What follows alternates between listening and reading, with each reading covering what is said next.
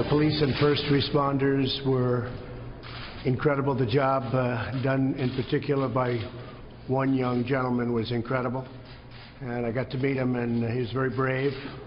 All right, that was President-elect Donald Trump speaking earlier about the Ohio State terror attack. Meanwhile, President Obama continues to mislead you, the American public, about the rise of ISIS. Let's take a look. The rise of the Islamic State surprised you. It took you by surprise. It took the administration by surprise. The ability of ISIL to initiate major land offensives, that was not on my intelligence radar screen. That's impossible. How could they not be on his radar screen? Did he not hear these dire warnings coming from America's top intelligence experts, including the director of the National Intelligence Agency, James Clapper? Watch this. In Syria, what's going on there is in maybe some respects, a new Fatah force. And what's going on there and the attraction of these foreign fighters is very, very worrisome. With the growth, as you pointed out, of terrorist elements in places like Syria and Yemen, we have a number of fronts that we need to confront simultaneously. Abu Bakr al-Baghdadi is a designated global terrorist under U.S. law, and we believe is currently based in Syria. His mission, as clearly stated in his own statements, is to carve out a zone of governing territory from Baghdad through Syria to Lebanon. So how did the president get it so wrong? Joining me now with reaction, the author of Defeating Jihad, The Winnable War, Dr. Sebastian Gorka. Let's go back to 2007. Then President George W. Bush, he warned exactly, with pinpoint accuracy, what would happen if we pulled out of Iraq too early. Listen to this, Dr. Gorka.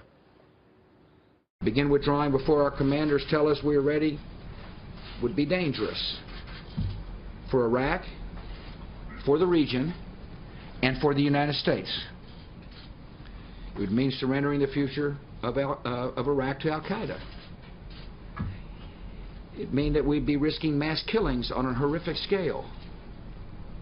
It would mean we allow the terrorists to establish a safe haven in Iraq to replace the one they lost in Afghanistan.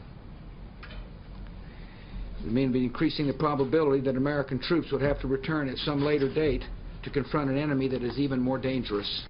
Not only did they get the safe haven, but also the oil money so that they could advance the caliphate. He could have listened to any number of people, Dr. Gorka. How could he possibly say what he's saying that he didn't see it coming? Very simply, Sean. Remember, he said in that interview that it wasn't on the radar screen for him. Well, Sean, you need to be looking at the radar screen if you're looking for threats. We know, this is publicly disclosed information, that the President of the United States, Barack Obama, received and read less than half of his presidential daily intelligence briefings. You're not going to know what's on the radar screen if you don't look at the radar. Well said. Well said. Thank you. Thank you. Go ahead. No. Well, as late as 2014, he referred to ISIS as the JV team. As in October 2015, that's a year ago, a little over a year ago, he's saying that ISIS is contained. What Alice in Wonderland world is he living in? He said ISIS is contained, and Secretary Kerry said that we are winning this war 3 days before the San Bernardino attack. That was the largest attack on U.S. soil until the Oklahoma massacre.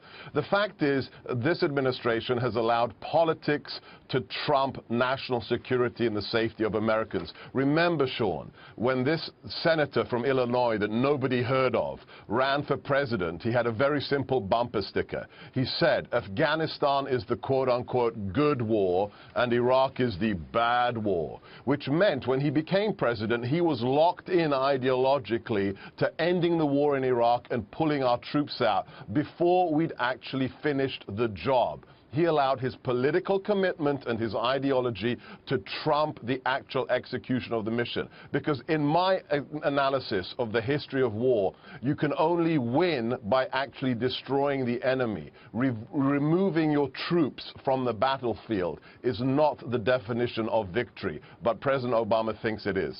Did you meet with President-elect Trump, and is there any chance you might join his administration?